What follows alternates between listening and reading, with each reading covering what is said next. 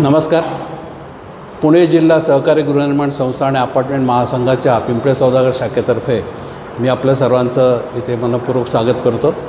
हा आपला 80वा सहकार दरबार आहे. आपण जानेवारी 17ला सुरुवात केलेली आणि आता 80वा सहकार दरबार आहे.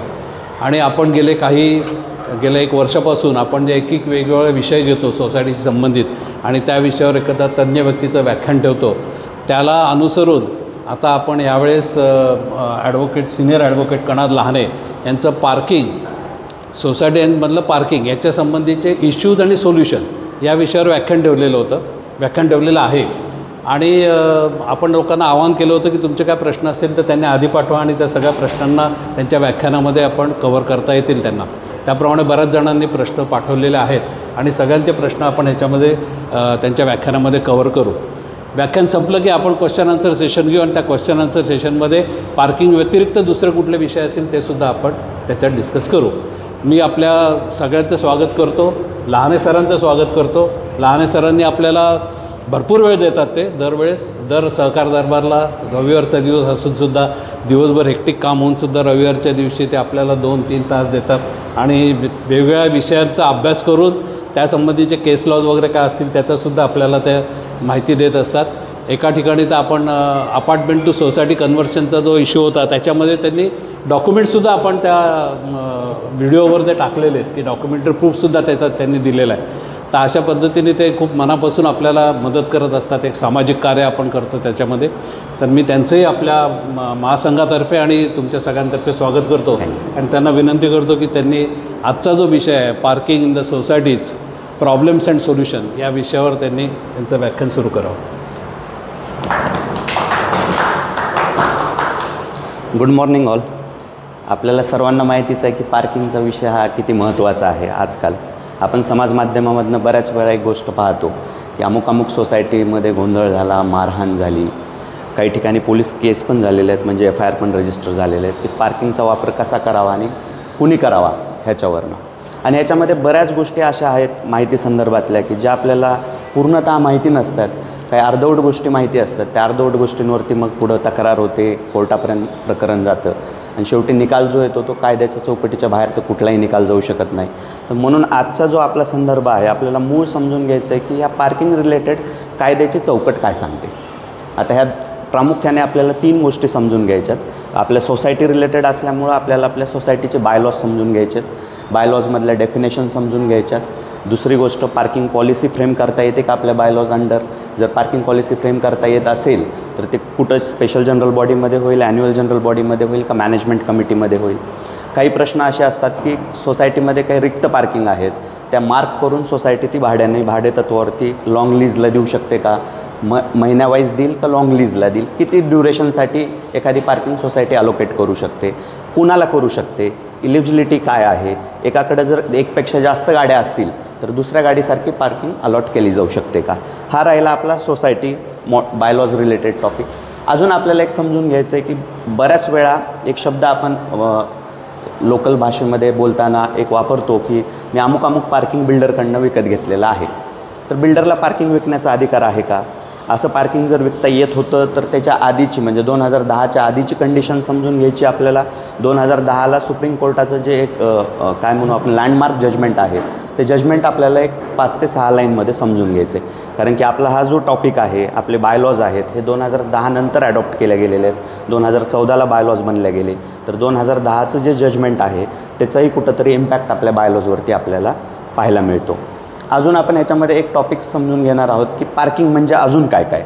की बऱ्याच वेळा एक प्रश्न नक्की येतो की आमच्याकडं कव्हर पार्किंग आहे, स्लिट कार पार्किंग आहेत, ओपन पार्किंग अलॉट करून दिलेत बिल्डरनी आणि काही मेंबर्सची डिमांड आहे नंतर की ऊन पाऊस याच्यापासून वाचण्यासाठी त्याला शेड करा किंवा त्याला कॅनोपी बनवा. आम्ही तसं कॉन्ट्रीब्युशन काढून देतो. तशी कॅनोपी बनवता येते का, कमिटी अशी रिक्वेस्ट हँडल करू शकते का. अजून एक ओपन स्पेस आहे किंवा काही ठिकाणी गार्डन आहेत. आता ते गार्डन जे आहेत ते मेंटेन न केल्यामुळं तिथं आता काही हिरवळ राहिलेली नाही तर ती पूर्ण बॅरन लँड झालेली आहे गार्डनच्या ठिकाणी.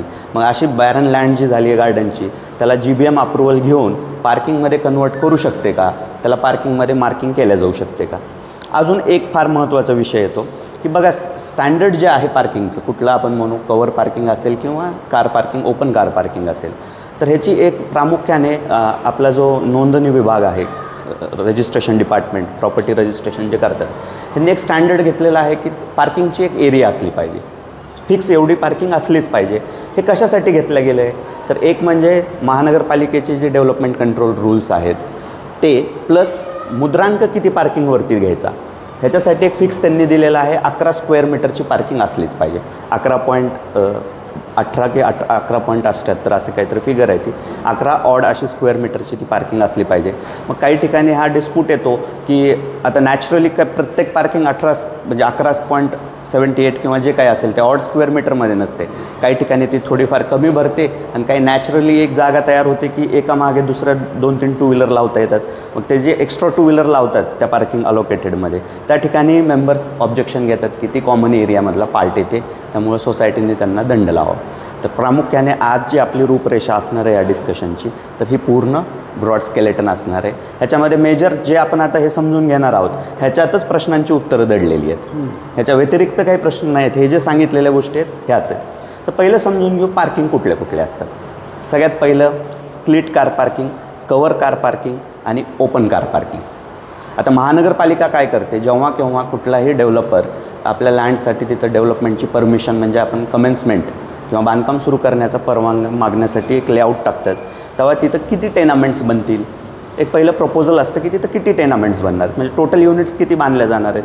आता ते जर टोटल युनिट्स आहेत तर त्यासाठी महत्त्वाच्या गोष्टी 3 पाहिल्या जातात. एक म्हणजे त्यांना पाण्याचा सप्लाय किती असला पाहिजे, की तिथं जी डेन्सिटी राहणार आहे पॉप्युलेशनची त्यांच्यासाठी अंदाजे पाणी किती लागणार आहे. दुसरं पाहिलं जातं त्यांची गार्बेज कलेक्शनची सिस्टम काय असणार आहे. आणि तिसरं सगळ्यात महत्त्वाचं की त्यांचं वाहनतळ, म्हणजे ती लोकं जिथं ती राहायला येणार आहेत, त्यांनी विकत घेणार आहेत फ्लॅट, तर त्या लोकांची डेन्सिटी जी पाहिलं जाईल. एवढे समजा 100 फ्लॅट्स आहेत तर 100मध्ये साधारण प्रत्येक फ्लॅटला एक पार्किंग असली पाहिजे. आत्ता हे पिंपरी चिंचवड महानगरपालिकेचा नॉर्म्स आहे. ह्या व्यतिरिक्त अजून आपण एक न्यूजमध्ये बातमी पण ऐकली, मुंबईमध्ये त्यांनी RTO डिपार्टमेंटला क्लिअर नोटिफिकेशन गव्हर्नमेंटने इश्यू केलं गेलेलं आहे. काय आहे की तुमच्याकडं जर कुठली गाडी नोंदणीसाठी आली, रजिस्ट्रेशनसाठी आली नवीन गाडी, तर त्या केसमध्ये तुम्हाला डेफिनेटली काय पुरावा पाहायचा आहे की जो विकत घेतो आहे त्याच्याकडं पार्किंग लावायची जागा आहे का नाही. जर त्याच्याकडं स्पेसिफिक पार्किंग लावायची जागा नसेल तर त्याला गाडी विकता येणार नाही, म्हणजे विकत घेता येणार नाही, त्याचं रजिस्ट्रेशन होणार नाही. हे मुंबईमध्ये त्यांनी आता लागू केलं आहे. मे बी पाहू आपण पुढं नाशिक आणि पुण्यामध्ये ह्या गोष्टी सगळ्या भविष्यात लागू होऊ शकतात. तर जसं मी सांगत होतो की 3 टाईपचे जे पार्किंग आहेत, हे 3 टाईपचे पार्किंग म्हणजे बिल्डर जेव्हा प्लॅन टाकतो त्या प्लॅन सँक्शनच्याच वेळी डिसाईड केलेले जातात. आता जनरली आपण लेआउट म्हणलं की आपल्या सर्वांमध्ये एक समज असतो ब्लूप्रिंट. आता ब्लूप्रिंट बऱ्याच वेळा आम्ही दुसऱ्या काही कारणांसाठी जेव्हा सोसायटीच्या सभासदांकडनं मागवतो, काही फक्त फ्लोअरचा प्लॅन देतात. तर ब्लूप्रिंट जे आहे आपल्याला जर पूर्ण लेआउट समजून घ्यायचा आहे तर प्रत्येक लेआउटच्या ह्या मल्टिपल सीट्स असतात. म्हणजे एकच प्लॅन म्हणजे हा काय पूर्ण कंप्लीट लेआउट नसतो. त्याची पहिली कधीही जेव्हा एक सीट ओपन केल्या जाते तेव्हा जनरली पुणे महानगरपालिका आणि पिंपरी चिंचवड महानगरपालिकेमध्ये प्लॅन उघडला की उजव्या हाताला वरच्या कोपऱ्यामध्ये सीट्स दिलेल्या असतात 1/10. म्हणजे हे टोटल लेआउट आहे 10 पानाचा, त्याच्यातली ही पहिली 1 सीट आहे. तर हे 10 का सांगायचं ह्या उद्देशाने महत्त्वाचं आहे. 1मध्ये हे सांगितलेलं असतं की डेन्सिटी किती आहे आणि तिथं मिनिमम आणि मॅक्झिमम पार्किंग अलोकेशन कसे केले गेले पाहिजेत. आता ह्याचा एक सेपरेट परत लेआउट प्लॅन असतो, वॉटरचाही प्लॅन असतो, तसा एक सेपरेट लेआउट प्लॅनमध्ये पार्किंग प्लॅन असतो की पार्किंग कशा दाखवलेल्या आहेत महानगरपालिकेने आणि सँक्शन केल्या गेलेल्या आहेत. म्हणजे एक तर थंब रूल झाला आजचा जो आहे 1 पार्किंग 1 फ्लॅटला असलीच पाहिजे. मग दुसरा प्रश्न काय येतो की जनरली आपण हा पर्स्पेक्टिव्ह इथून जाणार आहोत की एक माणूस आता बिल्डरकडं फ्लॅट विकत घ्यायला गेला आहे, तिथपासून पोजेशन मिळालं आहे, त्याला पार्किंग आहे की नाही आणि सोसायटी आल्यास त्याचा कसा कंट्रोल केला पाहिजे. मग जेव्हा तो फ्लॅट विकत घेतो तेव्हा जनरली पूर्वी तर नव्हतंच, अगदी 2010च्या आधी एकच ऑप्शनच बिल्डर विचारायचे की तुम्हाला पार्किंगची गरज आहे का. जर पार्किंगची गरज असेल तर अमुक रुपयाला मी ही पार्किंग तुम्हाला विकत देतो आणि ते इंडेक्स 2मध्ये त्याची नोंद व्हायची आणि पुढं मग ते अलोकेशन लेटर देऊन ताब्याच्या वेळी त्याला पार्किंगचंही लेटर इश्यू केलं जायचं आणि नंतर मग सोसायटी त्याची पार्किंगचे जे काही मार्किंग आहे त्याच्यावरती वेगळे कुठले चार्ज लावत नव्हती. 2010ला जे जजमेंट आलं ते असं होतं की एक इश्यू चॅलेंज केला गेला. मुंबईमध्ये एक सोसायटी होती पांचाली कोऑपरेटिव्ह हाऊसिंग सोसायटी. आणि त्याचे नूलचंद म्हणून एक डेव्हलपर होते, प्रायव्हेट लिमिटेड कंपनी होती. आता प्रायव्हेट लिमिटेड कंपनीने काय केलेलं होतं की सोसायटी रजिस्टर झाली होती, पण त्यांनी काही पार्किंग्स ज्या होत्या त्या रिझर्व ठेवलेल्या होत्या, अनसोल्ड ठेवलेल्या होत्या. म्हणजे डेव्हलपरनी त्या पार्किंग कुणाला विकलेल्या नव्हत्या. नंतर सोसायटी रजिस्टर झाल्यानंतर त्यांनी त्या पार्किंग्स काय केल्या, 2-3 फ्लॅटच्या सभासदांना विकून टाकल्या. आता हा जो व्यवहार होता विक्रीचा, हा व्यवहार चॅलेंज होत होत सुप्रीम कोर्टापर्यंत गेला. तर सुप्रीम कोर्टासमोर फंडामेंटली फक्त पहिला प्रश्न हा होता की पार्किंगला बिल्डरला अलोकेट करायचे अधिकार आहेत का, अलोकेटच्या आधी म्हणून आपण विकायचे अधिकार आहेत का. तर सुप्रीम कोर्ट ह्याच्या संदर्भात सांगतं, जे आपल्या बायलॉजमध्ये पण दिलेलं आहे. बायलॉजमध्ये ज्या डेफिनेशन दिलेल्या आहेत कॉमन एरिया आणि स्पेसेसच्या, त्याच्यामध्ये पार्किंग देखील समाविष्ट आहे. कॉमन एरियामध्ये पार्किंग देखील इन्क्लूड होते. म्हणजे कॉमन एरिया जो आहे तो विकता येतो का, तर सुप्रीम कोर्ट सांगतं नाही विकता येतं. कुठल्याच बिल्डरला पार्किंग विकता येत नाही. त्यांना काय विकता येतं, त्यांना फक्त फ्लॅट किंवा ते स्पेसिफिक युनिट विकता येतं. म्हणजे फ्लॅट असेल, ऑफिस असेल, शॉप असेल किंवा रो हाऊस असेल, तेवढंच विकता येतं. मग त्या पार्किंगचं करायचं काय. आता बघा, काही आपण बऱ्याच वेळा शब्द वापरतो, थोडा काय म्हणू त्याला आपण, क्रिटिसाइज शब्द आहे की law breakers are always ahead of the law makers. म्हणजे कायदे तोडणारे हे कायदा बनवणाऱ्यांच्या एक हात पुढं असतात. मग एक कस्टमाइज यांनी काय सिस्टम चालू केली, ठीक आहे पार्किंग तर विकू शकत नाही ना आम्ही, मग आम्ही अलोकेट करतो. मग allocation is always free of cost. मग तुम्ही जर पाहिलं असेल बऱ्याच ठिकाणी असं मी ऐकायला येतं माझ्याकडं की पार्किंगचे पैसे घेतले गेले, मग पावती कुठं आहे, तर एकतर ती पावती नसते आणि पावती दिली तर ती काहीतरी एक वेगळ्या चार्जच्या नावाखाली असते. इन्फ्रास्ट्रक्चर चार्जेस 2 लाख रुपये किंवा ॲम्युनिटी युसेज चार्जेस 1 लाख रुपये. आणि ते जे पैसे दिलेले असतात फ्लॅट परचेसरनी, त्याचं म्हणणं असतं की सर आम्ही हे जे पैसे दिलेले आहेत हे पार्किंगसाठी अमुक अमुक दिलेले आहेत. म्हणजे एक ह्यांनी मार्ग काय काढला की अलॉटमेंट करायची.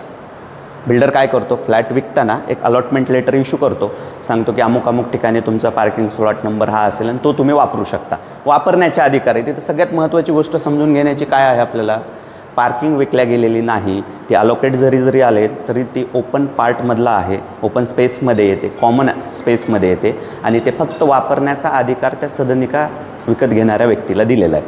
म्हणजे अल्टिमेटली जेव्हा सोसायटी फॉर्म होईल तेव्हा ह्या सर्व कॉमनचं कंट्रोल कुणाच्या हातात येणार आहे, तर तो कोऑपरेटिव्ह हाऊसिंग सोसायटीच्याच हातामध्ये येणार आहे. दुसरा एक प्रामुख्याने प्रश्न ह्या संदर्भात येतो. मी जसं मग सांगत होतो की 3 पार्किंगच्या विषय आपला सुरू झाला. कुठले slate car parking, cover car parking आणि ओपन कार पार्किंग. ओपनच्या बाबतीमध्ये सर हा प्रश्न बऱ्याच वेळा येतो किंवा असंही काही टॅक्टिक्स वापरल्या जातात की कंप्लिशन सर्टिफिकेट आलं की सोसायटी फॉर्म होण्याच्या आधी डेव्हलपर स्वतःच तिथं शेड करून देतो आणि अलोकेट करून देतो. हे प्रामुख्याने बऱ्याच ठिकाणी घडतं. कारण की कंप्लिशनच्या आधी कंप्लिशन मिळाल्यानंतर का, कारण की कंप्लिशनच्या वेळी जेव्हा महानगरपालिकेची टीम येते इन्स्पेक्शनसाठी, त्यांचे इंजिनियर्स, त्यांचे फायर ऑफिसर्स जे येतात सगळ्या गोष्टी ते चेक करतात की प्लॅनप्रमाणे ह्या गोष्टी घडलेल्या आहेत का. मग प्लॅनप्रमाणे इथं ओपन स्पेस आहे, मग ओपन स्पेस कव्हर करता येते का, तर आपलं Maharashtra regional town planning act सांगतो की सँक्शनच्या व्यतिरिक्त कुठलंही 1 इंचाचं देखील बांधकाम तुम्हाला करता येत नाही. जे महानगरपालिकेने तुम्हाला परमिशन दिलेली आहे त्याच प्रामुख्याने तुम्हाला करता येतं. मग लोकांना तर सांगितलेलं असतं मी तुम्हाला कव्हर पार्किंग देतो. मग कव्हर पार्किंगची प्रोव्हिजन कशी केल्या जाते, तर ओपनमध्ये त्याच्यावरती कॅनोपी किंवा शेड करायचा आणि ते देऊन टाकायचे. तुम्ही एक सर्वांच्या मनामध्ये डेफिनेटली हा प्रश्न येईल, वकील साहेब तुम्ही थोड्या वेळापूर्वी सांगितलं पिंपरी चिंचवड महानगरपालिकेची पॉलिसी आहे 100 फ्लॅट जर बनणार असतील तर तिथं 100 पार्किंगचे स्लॉट्स असले पाहिजेत.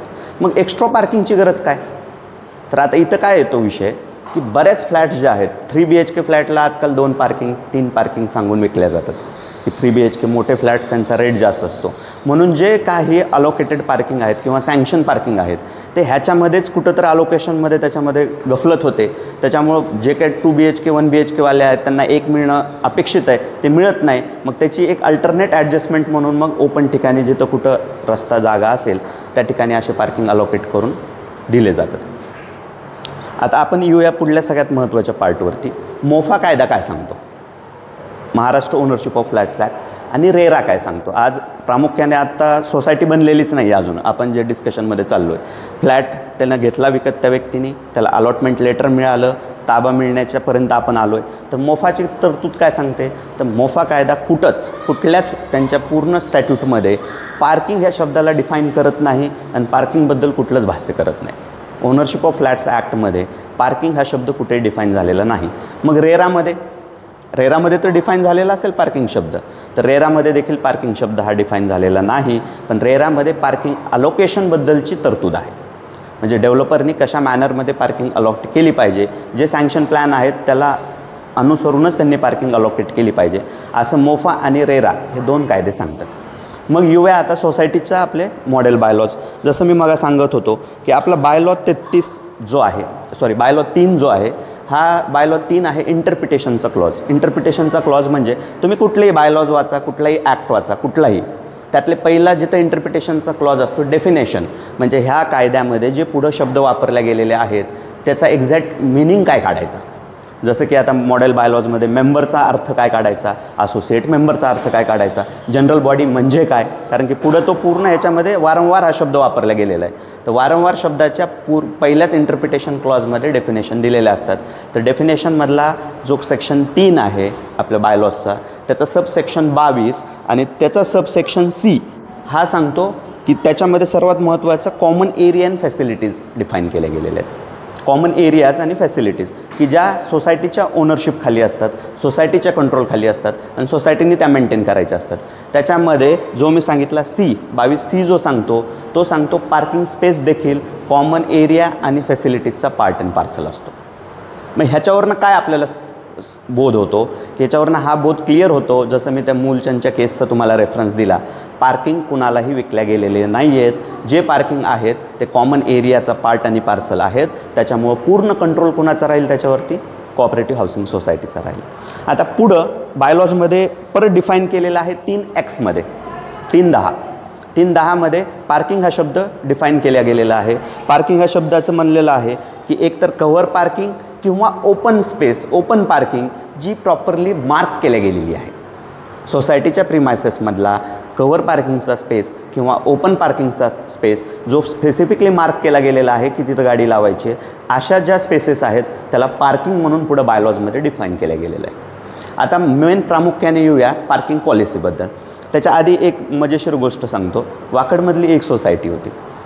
त्या सोसायटीने आपल्या जनरल बॉडी मिटिंगमध्ये पार्किंग पॉलिसी फ्रेम केली आणि पूर्ण बिल्डरनी जे काही अलोकेट केलेले पार्किंग्स होते त्यांनी एक रेझोल्युशन पास करून ते पूर्ण पार्किंगचे लेटर जे होते, अलॉटमेंट लेटर, ते नलिफाय करून टाकले. त्यांनी सांगितलं की बिल्डरनी जे काही पार्किंग अलोकेट केलेले आहेत ते आम्ही नलिफाय करतो आहे. प्लस तिथं कसं होतं 377 युनिट्स होते पण पार्किंग त्यापेक्षा जास्त होते. आणि मग कुणाला जवळ लांब अशा तत्वावरती सगळ्यांची फीडबॅक सजेशन्स घेऊन सर्वे करून त्यांनी आपल्या जनरल बॉडीमध्ये एक पार्किंग पॉलिसी अडॉप्ट केली. त्या पार्किंग पॉलिसीनंतर परत एकदा पूर्णतः डिमार्केशन करून पार्किंगचे स्पेसिफिकली मार्किंग केल्या गेली, पार्किंगचे नंबर अलोकेट केले गेले आणि प्रत्येक मेंबरला ते पार्किंग अलोकेट केल्या गेली, जी इयरली बेसिसवरती अलोकेट केल्या गेली. आणि एक्स्ट्रा ज्यांना पार्किंग पाहिजे होते तेही त्यांनी पूर्ण गोष्टी अंमलामध्ये आणल्या. तिथं वादाचं कारण नव्हतं, कारण की जेवढ्या पार्किंग होत्या त्याच्यापेक्षा म्हणजे फ्लॅट जेवढे होते त्यापेक्षा जास्त पार्किंग होत्या. मग हे असं करता येऊ शकतं का?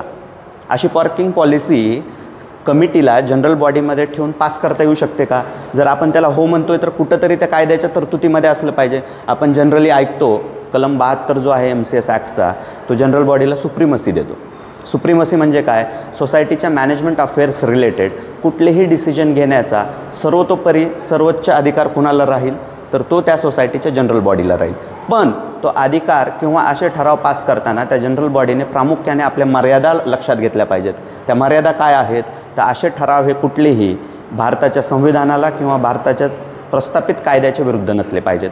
तसंच कुठलंही रेझोल्युशन हे Maharashtra cooperative societies act, Maharashtra cooperative rules आणि बायलॉज ऑफ द सोसायटीच्या विरुद्ध नसलं पाहिजे. म्हणजे कायद्याच्या चौकटीत राहून जनरल बॉडी कुठलेही ठराव पास करू शकते. मग ह्याच केसमध्ये आपण समजून घेऊ की बायलॉज जे आहेत आपले पार्किंग रिलेटेड, पहिलं तर डेफिनेशन 3मध्ये आपण पाहिलं कॉमन एरिया फॅसिलिटीज, दुसरं पाहिलं पार्किंग म्हणजे काय. आता तिसरं पार्किंग पॉलिसीबद्दल बायलॉज 77 ते 83 जे आहेत हे एक्सक्लुझिव्हली फक्त पार्किंगबद्दल भाष्य करतात. 77 ते 83. 77 काय सांगतो? पार्किंग प्रत्येक सोसायटीला आपल्या जनरल बॉडीमध्ये प्रॉपरली सर्वे करून लोकांचं मत लक्षात घेऊन आणि कुठल्याही कायद्याचं उल्लंघन आणि बायलॉचं उल्लंघन न करता पार्किंग पॉलिसी अडॉप्ट करता येऊ शकते. जनरल बॉडीमध्ये अशी पार्किंग पॉलिसी अडॉप्ट केली जाऊ शकते. कमिटीने त्याचा सर्वे करायचा आहे. सर्वे करून जे काही एक्स्ट्रा पार्किंग असतील किंवा रिशेफलिंग ऑफ ऑल पार्किंग्स असतील असे ठराव घेऊन ती पार्किंग पॉलिसी अडॉप्ट केल्या जाऊ शकते. दुसरं त्याच्यामध्ये बायलॉ 78 सांगतं की एकदा पार्किंग पॉलिसी तर आता अडॉप्ट झालेली आहे. पार्किंग पॉलिसी सोसायटीने ठरवली की काय काय करायचं, कशा पद्धतीने करायचं. मग आता ते मार्किंग पण केल्या गेली पाहिजे. कारण की जे बिल्डरनी दिलेले आहेत बघा, जनरली टाईल्सनी मार्क केलं जातं काही ठिकाणी जिथं, आणि काही ठिकाणी जर आपण ते पेबलिंग ब्लॉक्स लावलेले असतील तर तिथं काय केलं जातं की पार्किंगसाठी वेगळा, मध्येच वेगळ्या कलरचं हे, आणि मग बाजूला परत ते नॉर्मल कलरचे आहे. आणि ते जे कलरची आहे आपली टाईल्स किंवा ते पेबलिंग ब्लॉक्स, आपण त्यालाच काय म्हणतो ते मार्क आहेत. तर मुळामध्ये तसं नाही आहे. बायलॉ 78 आपल्याला सांगतो की मार्किंग केली पाहिजे म्हणजे काय, प्रॉपरली तो स्पेस मेजर केला पाहिजे आणि त्याला आयडेंटिफायल होईल अशा रेड, येलो किंवा जो काही कुठला कलर असेल त्या कलरने प्रॉपरली मार्क केलं पाहिजे. आणि प्रत्येक अशा पार्किंगला एक नंबर दिला पाहिजे जनरल बॉडीने. पुढं सांगतो बायलॉ 79 कोण इलिजिबल असेल अशा पार्किंग्स मिळवण्यासाठी. इलिजिबिलिटी फार महत्त्वाची आहे. तर सर्वात पहिली गोष्ट, तो मेंबर पाहिजे सोसायटीचा, त्याचे सगळे ड्यूज क्लिअर झालेले पाहिजेत, तो कुठल्याही वेने डिफॉल्टर नसला पाहिजे सोसायटीचा, आणि त्याच्या मालकीचं वाहन त्याच्याकडं पाहिजे, स्वतःच्या मालकीचं वाहन पाहिजे. आता बायलॉ पुढं जाऊन हेही सांगतो की बऱ्याच केसमध्ये आपण पाहतो, पुण्यामध्ये बघा की आता हे कॉर्पोरेटमध्ये काय असतं की कंपनी ओन करते गाडी आणि ती आपल्या एम्प्लॉईला वापरलं देतं. म्हणजे गाडीची मालकी जी असते ते एम्प्लॉयरच्या नावाने असते, एम्प्लॉईला यूज करण्यासाठी असते, आणि आफ्टर काही ते कॉर्पोरेट डिस्काउंट लोनमध्ये असतात आणि ते पूर्ण क्लिअर झाले की मग ते ट्रान्सफर होते. म्हणजे कॉर्पोरेटच्या नावावरनं रजिस्ट्रेशन इंडिव्हिज्युअलच्या नावावर होतं. मग त्या केसमध्ये काय करायचं, किंवा बऱ्याच वेळा पार्टनरशिप फर्म असते, पार्टनरशिप फर्मच्या नावाने गाडी घेतलेली असते आणि एक पार्टनर वापरत असतो, किंवा जी काय पार्किंग आहे ती गाडी जी आहे ती एक फॅमिली मेंबरच्या नावाने, म्हणजे मुलाच्या नावाने फ्लॅट आहे पण वडिलांच्या नावाने गाडी आहे. तर बायलॉज ह्याच्यावरती 79मध्ये डिफाईन करतो की इलिजिबिलिटीमध्ये काय काय येईल. तर पहिलं हे जे मी कंडिशन सांगितलं तो डिफॉल्टर नसला पाहिजे, त्यांनी कुठल्याही वेळचं ड्यूज क्लिअर असले पाहिजेत, कुठल्याही वेळी त्यांनी बायलॉचं उल्लंघन किंवा कुठल्याही सोसायटीच्या विरुद्ध त्याचं क्लेम नसला पाहिजे. त्याशिवाय त्याच्या मालकीची पाहिजे, त्याच्या मालकीची नसेल तर तो ज्यांच्याकडं कामाला आहे त्याच्या एम्प्लॉयरच्या नावाने ती मालकीची पाहिजे. पार्टनरशिप फर्मच्या केसमध्ये तो पार्टनरशिप फर्मचा पार्टनर आहे हे दाखवण्याचा पुरावा पाहिजे. मग अशा केसमध्ये 1 फ्लॅट 1 पार्किंग अलोकेट करण्याचे अधिकार इलिजिबिलिटीखाली कुणाला येतात, मॅनेजमेंट कमिटीला येतात, after passing a resolution as per bylaw number 77 in the general body meeting. आता सगळ्यात महत्त्वाची गोष्ट येते, असे जे अलोकेशन करायचे आहेत त्याच्यामध्ये कशा बेसिसवर करायला पाहिजेत. एक प्रश्नही होता आपल्याकडे आलेला की सोसायटी ह्याला मंथली देईल का रेंटनी, का ह्याला लॉंग लीजवर देईल, म्हणजे 10 वर्षासाठी अलोकेट केले, 5 वर्षासाठी अलोकेट केलं आहे.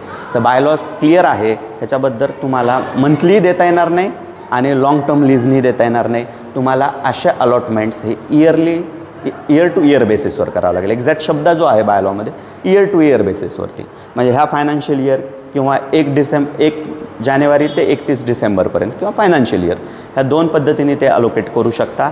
जे असे एक्स्ट्रा पार्किंग्स असतील किंवा हे ज्याच्याकडे पार्किंग नाही आहे त्याला तुम्ही देत असाल किंवा सगळंच रिशेफल करत असाल, जे एक्स्ट्रा घेत आहेत त्यांच्यासाठी तुम्ही एक करू शकता, जनरल बॉडी त्याच्यासाठी एक नॉमिनल चार्जेस ठेवू शकते.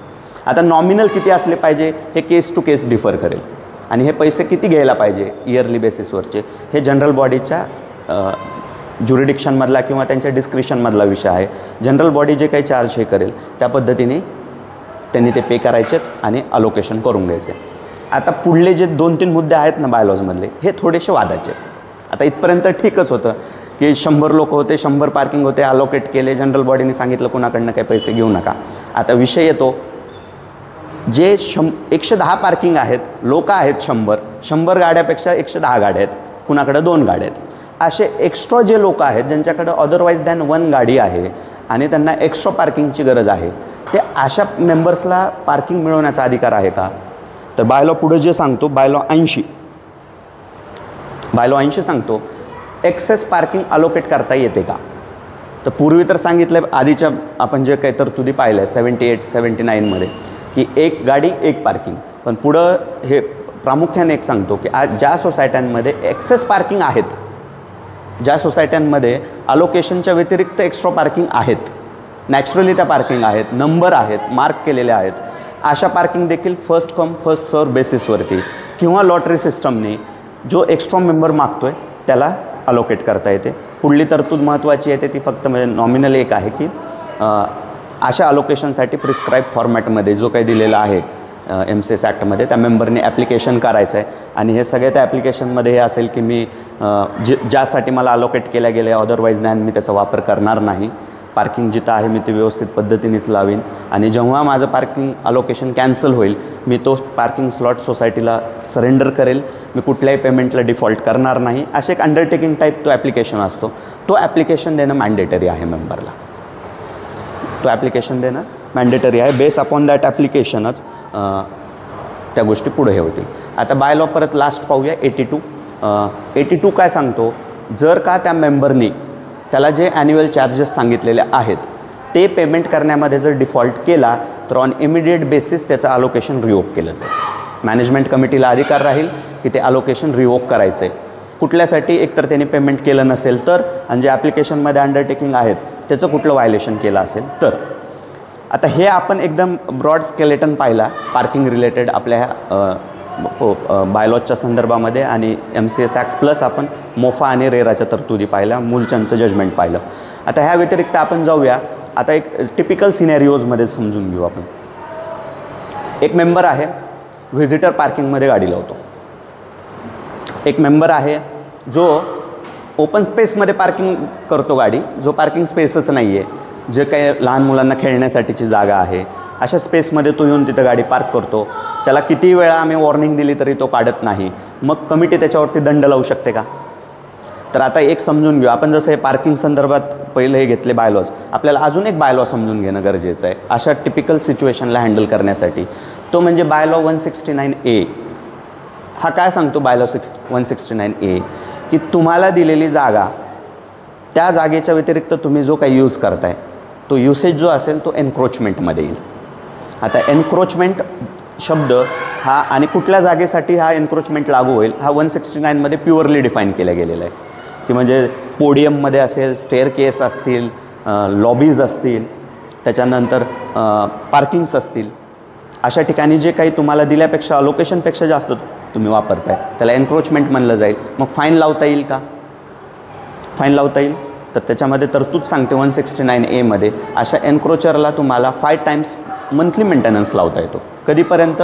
जोपर्यंत ते एन्क्रोचमेंट रिमूव्ह होत नाही तोपर्यंत. ते कुठलेही सॉर्टली असू द्या. आपल्या आजच्या टॉपिक रिलेटेड एवढंच आहे की ते पार्किंग आहे तर असे 5 टाईम मेंटेनन्स तिथं लावता येऊ शकतो. तर मेंटेनन्स मग असं 5 टाईम दंड जो लावायचा आहे हा दंड लावण्यासाठी कमिटीने काय करायला पाहिजे? डायरेक्ट दंड लावायला पाहिजे का?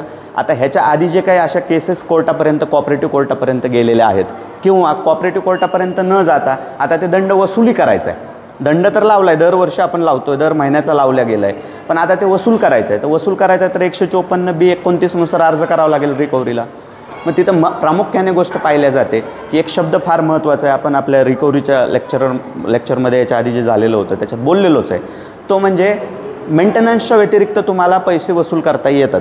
त्याला लिगली रिकव्हरेबल डेट किंवा लिगली रिकव्हरेबल ड्यूज असले पाहिजेत. मग असा लिगली म्हणल्यास फार प्रामुख्याने गोष्ट येते की तुम्ही दंड लावण्याच्या आधी सगळे जे कंप्लायन्स होते म्हणजे जनरल बॉडीचे अप्रुव्हल्स, त्या माणसाला ही माहिती पाहिजे की बाबा मी जर अशी गोष्ट केली तर मला दंड लागणार आहे. आणि त्यानंतर तो करत असेल तर डेफिनेटली आहे. म्हणजे प्रामुख्याने नोटीस त्या मेंबरला आणि त्या नोटीसच्या आधी तुमच्या जनरल बॉडीचं अप्रुव्हल की असे जर कुठले प्रकार कोण करत असेल तर मॅनेजमेंट कमिटीला ऑथॉरिटी दिलेली आहे की त्याला शो कॉज नोटीस देतील.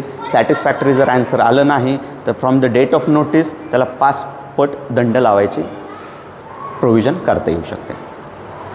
आता अजून एक प्रामुख्याने प्रश्न उपस्थित होतो तो आहे प्रॉपर्टी टॅक्सचा. आता काही ठिकाणी आत्ताचे जर लेटेस्ट असेसमेंट पाहिले पिंपरी चिंचवड महानगरपालिका किंवा पुणे महानगरपालिकेचे तर पूर्वी जर पाहिलं तुम्ही तर टॅक्स लावायचे कंप्लिशनच्या वेळी टॅक्स लावायची प्रोव्हिजन असायची. तर टॅक्स लावताना महानगरपालिका येऊन पहिलं सगळं इंच ना इंच मोजायची सँक्शननुसार आहे का. आणि पार्किंग स्पेस जे होते आपण काय म्हणलं पार्किंग काय आहे? कॉमन स्पेस आणि कॉमन ॲम्युनिटीजचा फॅसिलिटीजचा पार्ट आहे. मग कॉमनवरती मेंटेनन्स आपलं प्रॉपर्टी टॅक्स लावला जातो का? तर पूर्वीची तरतूद जी होती तर महानगरपालिका पार्किंगवरती टॅक्स नव्हती लावत. आता गेल्या काही वर्षांमध्ये त्यांनी काय केलं, जे अलोकेट पार्किंग आहेत त्याच्यावरती चालू केलं आणि काही कमर्शियल स्पेसेस जे आहेत, कमर्शियल बिल्डिंग बांधल्या गेलेत, तर तिथं रनवे ड्राईव्हवेवरती देखील त्यांनी पूर्णतः पार्किंगसारखे चार्जेस लावायला चालू केलेत. म्हणजे जे पार्किंग आता डेव्हलपरला पहिलंच रेरा कायद्यानुसार जे काही त्यांनी फ्लॅट अलोकेट म्हणजे विकलेत आणि पार्किंग अलोकेट केलेत ह्याची यादी महानगरपालिकेला द्यावी लागते. जर ज्या फ्लॅटला ती पार्किंग दिलेली आहे डायरेक्ट त्या पार्किंगचा टॅक्स जो आहे प्रॉपर्टी टॅक्स तो त्या फ्लॅटलाच येतो. आणि जर अलोकेट केलं नसेल तर जेव्हा सोसायटी रजिस्टर होईल ते पूर्ण कॉमनचा जो चार्जेस येईल तो पूर्ण चार्जेस हे सोसायटीकडं प्रॉपर्टी टॅक्समध्ये लावल्या जातील. आता अजून एक गोष्ट प्रश्नांमध्ये येते की पार्किंग दिलेलं आहे, पार्किंग दिलेलं आहे हे कुठनं दिसून येतं अलोकेट केलेलं आहे. एक तर त्या ॲग्रीमेंटमध्ये मेन्शन आहे अमुक अमुक flat along with 1 cover car parking. Property टॅक्सचा उतारा काढला तर त्याच्यातही दिसतं की त्या फ्लॅटला त्या प्रॉपर्टीचा हे दिलेलं आहे, पण त्याच्याकडं अलॉटमेंट लेटर नाही आहे त्या मेंबरकडं. जेव्हा सोसायटीने त्यांना डिमांड केली की तुम्हाला बिल्डरनी अलोकेट केलं ह्याचा पुरावा द्या, बिल्डरनी जो रेकॉर्ड सोसायटीला दिला त्याच्यामध्ये अलोकेशनची यादी नाही आहे किंवा अलोकेशनच्या यादीमध्ये स्पेसिफिकली त्याचं नाव नाही आहे. मग अशा केसमध्ये सोसायटी त्याला अलोकेशन देऊ शकते का, सेपरेट लेटर देऊ शकते का? तर मी जसं सांगितलं बायलॉ 77 खाली तुम्हाला पार्किंग पॉलिसी फ्रेम करण्याचे अधिकार आहेत.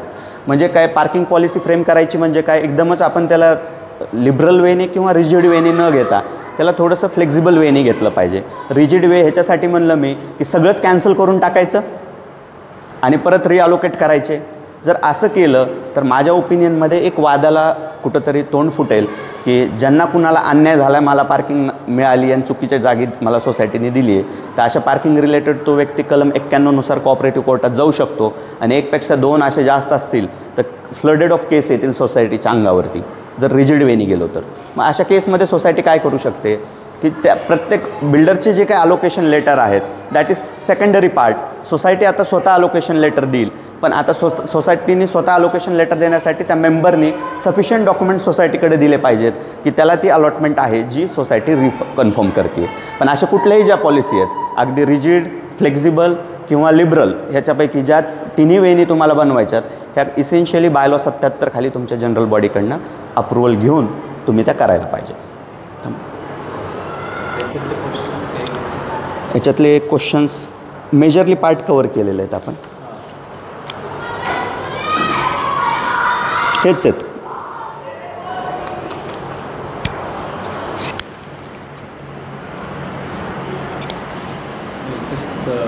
एक इश्यू असा होता की तो मला वाटतं राहील की जर सोसायटीचा कन्व्हिन्स झाला नसेल, कन्व्हिन्स डीड झाला नसेल तर सोसायटी पार्किंग पॉलिसी करून त्याप्रमाणे हे लावू शकेल, दंड लावू शकेल का? एवढा प्रश्न घेऊ. सगळ्यात महत्त्वाची गोष्ट येते की कन्व्हेन्सचा आणि पार्किंग अलोकेशनचा काही संबंध आहे का? तर सोसायटी बऱ्याच वेळा काय म्हणते की बघा कन्व्हेन्स, डीम कन्व्हेन्स सेक्शन आपल्याला मोफाचा 11 जर पाहिला तर हे स्टॅट्युटरी ऑब्लिगेशन दिलं गेलेलं आहे डेव्हलपरवरती की एकदा सोसायटी झाली की 4 महिन्याच्या आत तुम्ही तुमचं कन्व्हेन्स करून घ्यायचं. 4 महिन्यानंतर 4 महिन्यात जर त्यांनी केलं नाही तर मग डीम कन्व्हेन्सचा प्रावधान आपल्याकडे राहतो. म्हणजे डीम टू बी कन्व्हेड. डीम कन्व्हेन्सचा अर्थ काय की सोसायटीला डीम टू बी कन्व्हेड आहे म्हणजे प्रिझ्यूम आहे की सोसायटीला कन्व्हेन्स झालेलं आहे, फक्त त्याचं दस्त कुठंतरी डॉक्युमेंटरी प्रूफ पाहिजे म्हणून तो डीम कन्व्हेन्सचा आपल्याला डॉक्युमेंट अस्तित्वात आणता येतो. मेंबर्सकडनं बऱ्याच वेळा हा डिफेन्स घेतला जातो 2 प्रामुख्याने, पार्किंगबद्दल आणि दुसरी गोष्ट शेअर सर्टिफिकेट इश्यूबद्दल की तुम्ही अजून मालकच नाही झालेले जागेचे, मग तुम्ही मला कसे सांगणार की कुठं गाडी लावायची आणि कुठं गाडी लावायची नाही, किंवा तुम्ही मालकच झालेले नाही तर तुम्ही पार्किंग पॉलिसी कशी फ्रेम करणार? तर प्रामुख्याने कन्व्हेन्सचा आणि पार्किंग पॉलिसीचा असा कुठलाही तत्वातत्वी संबंध येत नाही, कारण की इथं तुम्ही कुणाला जागा विकत नाही आहेत, तुम्ही इथं फक्त वापरण्याचे अधिकार देत आहे. ज्यावेळी सोसायटीची मॅनेजमेंट कमिटी पहिली प्रोव्हिजनल बॉडी फॉर्म होते आणि त्यांच्या हातामध्ये मॅनेजमेंटचा कंट्रोल दिला जातो, हँडओव्हर दिला जातो. आता हँडओव्हर हा शब्द फारच मोठा ब्रॉड शब्द आहे की बरेच मेंबर्स म्हणतात आम्ही कमिटी तर बनवली आहे पण आम्ही हँडओव्हर घेतला नाही. तर मॅनेजमेंट हँडओव्हर, ओनरशिप हँडओव्हर आणि फायनान्शियल हँडओव्हर असे 3 ॲस्पेक्ट आहेत ह्याच्यातले. ज्यावेळी तुम्ही मेंटेनन्स स्टार्ट करता मॅनेजमेंट कमिटी म्हणून म्हणजे तुम्ही त्यावेळी मॅनेजमेंटचा कंट्रोल तुमच्या हातात घेतला आहे. मॅनेजमेंटचा कंट्रोल तुम्ही हातात घेतला म्हणजे कॉमन ॲमेनिटीज आणि फॅसिलिटीज मेंटेन करण्याची जबाबदारी तुमची आहे. अशा केसमध्ये जनरल बॉडीचा अप्रुव्हल घेऊन तुम्ही पार्किंग पॉलिसी किंवा एक्सेस याच्याबद्दल रेझोल्युशन पास करू शकता. दोन्हीमध्ये कुठलाही कोरिलेशन किंवा कुठलाही संबंध येत नाही. पण ही थोडीशी काय म्हणू आपण मिसअंडरस्टँडिंग आहे मेंबर्सच्या मनांमध्ये की जोपर्यंत कन्व्हिन्स होणार नाही तोपर्यंत सोसायटी असे रूल्स अँड रेग्युलेशन लागू करू शकत नाही. तर हा पूर्णतः चुकीचा समज आहे. सोसायटी ज्या दिवशी कमिटी बनली, मॅनेजमेंट हातात आलं, तिथनं पुढं त्यांना पॉवर आहेत की ते जनरल बॉडी मीटिंग घेऊन ह्या संदर्भात हे करू शकतात. पण हेही महत्त्वाचंच आहे की सोसायटीने लवकरात लवकर आपली मालकी जी आहे ती आपल्या नावावरती करून घेणं कायद्याला अभिप्रेत. अजून एक प्रश्न विचारला जातो की एका मेंबरचं पार्किंग आहे, क्लोज पार्किंग आहे, म्हणजे बिल्डिंगच्या खाली पार्किंग आहे आणि काही कारणाने सोसायटीला तिथे काहीतरी फंक्शन करायचं असेल, गणपती उत्सव असेल, आनंद मेळा असेल किंवा इतर काही कार्यक्रम असेल, म्हणून त्या सगळ्या लोकांना पार्किंग काढायला सांगितलं आणि 8 दिवस सोसायटीने ते पार्किंग तिथे कार्यक्रमासाठी वापरलं. आता तो मेंबर म्हणतो की मी जर दुसरीकडे पार्किंग केलं तर तुम्ही मला दंड लावतात, आता तुम्ही माझं पार्किंग वापरलेलं आहे, तुम्ही मला पैसे द्या. बघा आता तो असं लावू शकतो का? सगळ्यात महत्त्वाची गोष्ट आहे की असा प्रसंग जेव्हा काही समारंभ काही कुठले कार्यक्रम उत्सव घडतात तर बऱ्याच वेळा आपल्याला पाहिलं जातं की अवकाळी पाऊस पण येत असतो, त्यामुळे कवर जागा पाहिजे म्हणून ह्या अरेंजमेंट्स केल्या जातात. पण बायलॉज एवढंच सांगतात की पार्किंगचा वापर हा पार्किंगसाठीच झाला पाहिजे. पण हेही पाहिलं पाहिजे की आपण सहकारात राहतो, कॉपरेशनमध्ये राहतो, तर कुठं तर प्रिन्सिपल ऑफ म्युच्युअलिटी येतं. सामाजिक कार्यक्रम आहे आणि व्हॉलंटरी बऱ्याच वेळा मेंबर्सही असे पाहायला जातात की ठीक आहे तुम्ही माझी जागा वापरा, कार्यक्रम झाला की मला जशी क्लीन करून माझ्या ताब्यात द्या आणि तोपर्यंत एक अल्टरनेट म्हणून तुम्ही दुसरीकडे ही गाडी लावू शकता असं पाहिलं जाऊ शकतं. पण जर स्ट्रिक्टली विचारलं तर त्यांना पार्किंग आहे तर पार्किंग हे पार्किंगसाठीच वापरली पाहिजे. आता मध्ये एक असा अजून एक प्रकार आला होता समोर की आपल्या पार्क स्ट्रीटमधली एक सोसायटी आहे आणि सोसायटीने काय केलं की कलरिंगचं काम चालू होतं. पूर्ण सोसायटीला पेंटिंग करायचं ठराव पास झाला होता. कलरिंगचं काम चालू झालं. आता कलरचे जे मोठे मोठे डबे असतात ते एका मेंबरच्या पार्किंगमध्ये त्यांनी आणून ठेवले. पार्किंगमध्ये ते डबे आणून ठेवले की जसं संपेल तसं ते वर घेऊन जाऊन ते कलरिंग करता येईल. त्या मेंबरने त्याचे फोटो घेतले आणि त्यांनी एक इन्व्हॉइस रेज केलं सोसायटीला की तुम्ही एवढ्या तासासाठी माझं पार्किंग वापरलं आहे, त्याच्यामुळे तुम्ही मला एवढे पैसे देणं लागता. तर मुळात पाहिलं तर असं इन्व्हॉइस रेज करायचं त्या मेंबरला अधिकार नव्हता आणि जरी ते पाहिलं तरी ते टेम्पररी सोसायटीचंच काम चालू होतं. काही टेम्पररी वेसाठी ते वापरलं गेलेलं जागा होती. त्यासाठी अगदीच सोसायटीने बिल द्यायला पाहिजे आणि मेंबरने असं हे करायला पाहिजे अपेक्षित नव्हतं. पण असं महाभाग असतं की अशाही प्रकार ते सोसायटीसोबत करतात. एक अजून प्रश्न येतो, बराच वेळा आलेला आहे की सोसायट्या पार्किंगसाठी जे व्हेकल येतात त्यांना स्टिकर्स देतात. एका मेंबरने अशी कंप्लेंट केली की या स्टिकरमुळे माझी प्रायव्हसी इन्व्हेड होते. म्हणजे माझ्या गाडीचा स्टिकर आहे तो दुकानातल्या एका माणसाने पाहिला, त्याला कळालं की मी या सोसायटीत राहतो, त्यामुळे तो माझ्या पाठोपाठ मागे आला आणि माझ्या घरापर्यंत पोचला. हे सगळं सोसायटीच्या स्टिकरमुळे झालं. त्यामुळे मी माझ्या गाडीला स्टिकर लावू देणार नाही. तर मेंबरला तो अधिकार आहे का? बघा आता मुळात जर पाहिलं प्रायव्हसी स्टिकर ह्या गोष्टी जर पाहिल्या तर प्रामुख्याने बघा तुम्ही, म्हणजे मी सांगतो जे काही जिथं कुठल्याही डोमेनमध्ये कुठलाही व्यक्ती काम करतो, जसं आम्ही वकिली व्यवसायामध्ये आहोत, कोर्टामध्ये जेव्हा ॲडव्होकेटसाठी पार्किंग असते तेव्हा गाडीच्या अशा दर्शनीय भागामध्ये हे दिसलं पाहिजे की तो व्यक्ती हा आहे, म्हणजे त्याला अडवून आणि ते महत्त्वाची वेळ वाया जाऊ नये. तसं पोलीस डिपार्टमेंटमध्ये आहे, न्यायव्यवस्थेमध्ये आहे, मंत्रालयातही आहे आणि बऱ्याच ठिकाणी आपण हे पाहतो की सोसायटी ह्या गोष्टी इश्यू करते. तर सोसायटीने स्टिकर लावायचं कंपल्शन करायला पाहिजे का? केलं जाऊ शकतं का? एखादा जर मेंबर ते स्टिकर घेतच नसेल तर त्याची गाडीमध्ये येऊ न देणे असे प्रकार काही घडत असतात. किंवा चुकीच्या ठिकाणी जर गाडी पार्क केली तर त्याला जामर लावणे, फाईन लावणे, ह्याही गोष्टी घडतात. हे मी सगळं एकत्र घेतो याच्यासाठी. तर सोसायटीला स्टिकर कंपल्सरी करायचा अधिकार आहे. कशासाठी आहे की ती व्हेकल स्टिकर आहे म्हणजे सोसायटीच्या रेकॉर्डला रजिस्टर आहे. आता त्या स्टिकरवरती अगदी सोसायटीचं नाव, त्याचा फ्लॅट नंबर किंवा त्याच्या पार्किंगचा नंबर असं हे सगळे डिटेल असणं अपेक्षित नाही आहे. तुम्ही बऱ्याच वेळा जर पाहिलं तर ते स्टिकर काही जनरल पब्लिकसाठी असणं गरजेचं नाही आहे. तुमच्या सिक्युरिटी गार्डला किंवा तुमच्यामध्ये येणाऱ्या व्हेकलला, तुमच्या कमिटीला, मॅनेजरला हे आयडेंटिफाय झालं पाहिजे की ही गाडी आपल्याच सोसायटीची आहे. त्याच्यासाठी जनरली बऱ्याच सोसायट्यांमध्ये एखादा सिम्बॉल यूज केला जातो, फक्त सोसायटीचं नाव डिटेलमध्ये घेतलं जात नाही आणि त्याला एक स्टिकर नंबर दिला जातो. त्याच्यामुळं प्रायव्हसीचं कुठलं व्हायलेशन होत नाही. फक्त स्टिकरवरती जर अगदी डिटेल्सच दिलेत सगळे की त्याचा फ्लॅट नंबर काय, त्याचं नाव काय आहे, पार्किंग नंबर काय आहे, सोसायटीचा पूर्ण पत्ता, सोसायटीचं रजिस्ट्रेशन, हे रिक्वायर्डच नाही आहे. फक्त स्टिकरचा पर्पज काय आहे की ती गाडी सोसायटीमध्ये जी येते ती सोसायटीच्या रेकॉर्डला रजिस्टर आहे की नाही. तर तुम्ही अगदी एक सिम्बॉल पण वापरू शकता किंवा तुम्ही एकदम कुठला आपण अल्फाबेटिकल लोगोही वापरू शकता. बऱ्याच सोसायटी हे आजकाल फॉलो करतात, त्यामुळे कुठलं प्रायव्हसीचं व्हायलेशन होणार नाही. अजून एक प्रश्न असा एक मिनिट अजून एक प्रश्न असा होतो की एखाद्या माणसाचं ओपन पार्किंगमध्ये आहे आणि त्याला शेड केलेली नाही आहे आणि नंतर काही वर्षांनी तो म्हणतो की मला तिथे शेड करायचे आहे आणि बाकीचे कोणी नाहीत, तर ते एकच माणसाचं तिथे पार्किंग आहे आणि तो त्याला शेड करू इच्छितो आणि तो म्हणतो की ही शेड सोसायटीने करून दिली पाहिजे आणि जागा सोसायटीची. बस सगळ्यात पहिला प्रश्न. आणि सोसायटीची परवानगी न घेता त्यांनी शेड केली तर ते एन्क्रोचमेंट समजलं जाईल का? सगळ्यात पहिलं समजून घेऊ, मी मग जसं सांगितलं Maharashtra regional town planning act आपल्याला काय सांगतो. सगळ्यात महत्त्वाची गोष्ट ही सांगतो की जे काही सँक्शन आहे त्या सँक्शनच्या बियॉन्ड तुम्हाला काहीच कन्स्ट्रक्शन करता येणार नाही. अगदी बाल्कनी ओपन आहे तर ओपनच ठेवावं लागेल, ती कव्हर करता येणार. अशा ओपन स्पेसमध्ये ओपन पार्किंग जे असतील, ओपन पार्किंगचा अर्थ शब्दाचाच अर्थ सेल्फ एक्सप्लेनेटरी आहे. ओपन टू स्काय अशी जागा जी आपल्याला वाहनतळ म्हणून अलोकेट केली आहे. तर बऱ्याच वेळा ही डिमांड येते की तुम्ही ती एकटा म्हणतो किंवा ग्रुप ऑफ मेंबर्स म्हणतात ते कव्हर करून घ्या. सोसायटी अंडरस्टँडिंगवरती ते कॅनोपी वगैरे हे प्रकार करून करते, पण हे कायद्याच्या प्रोव्हिजनच्या बियॉन्ड आहे. मी सुरुवातीला आपल्या ह्याच्या सेशनच्या मी सांगितलेलं होतं की काय होतं की बिल्डरही बऱ्याच वेळा हे प्रकार करतात. कंप्लिशन मिळालं की ते ताबा देण्याच्या आधी ते स्वतःच टेम्पररी शेड बांधून देतात किंवा कॅनोपी करून ती पार्किंग अलोकेट करतात की म्हणजे ओपन आहे पण ती कव्हर करून टाकलेली आहे. मग असं जर करत असेल कोण मेंबर, आपण आता सरांच्या प्रश्नासंदर्भात जाऊया की एखादा मेंबर आहे त्याने डिमांड केली आहे, सोसायटीने सांगितलं ती ओपन आहे ओपनच राहील, त्यानंतर त्यांनी एक दिवस स्वतःच वर्कर आणले आणि तिथं ते सगळं केलं, तर ते जर केलं तर ते स्ट्रक्चर रिमूव्ह झालं पाहिजे. ते रिमूव्ह करण्याच्या अधिकार महानगरपालिकेला असतात. तुम्ही अतिक्रमण विभागाला तसा अर्ज दिला की ते येऊन कारवाई करतात आणि तोपर्यंत तुम्ही त्याला ते 5 टाइम्स मेंटेनन्स जे काय आहे व्हायलेशनसाठी लावू शकता. आता ह्याशिवाय अजून एक फार महत्त्वाची गोष्ट येते, जामर एक लावण्याचा प्रकार चालू झाला आहे. काही सोसायट्यांमध्ये बाहेर शॉप्स असतात आणि त्या शॉपच्या तिथं कोणतरी गाडी येऊन लावली तर सोसायटी एक ठराव पास करते की जर चुकीच्या ठिकाणी एवढ्या तासाच्या वर जर गाडी लागली तर काय कॉमन जे त्यांचे समाज माध्यम आहेत त्याच्यातनं नोटिफाय केलं जाईल आणि त्याच्या बियॉन्ड जर तेवढ्या तासात ती गाडी तिथनं हटली नाही तर त्याला जामर लावलं जाईल. तर सोसायटी जामर लावू शकते का नाही?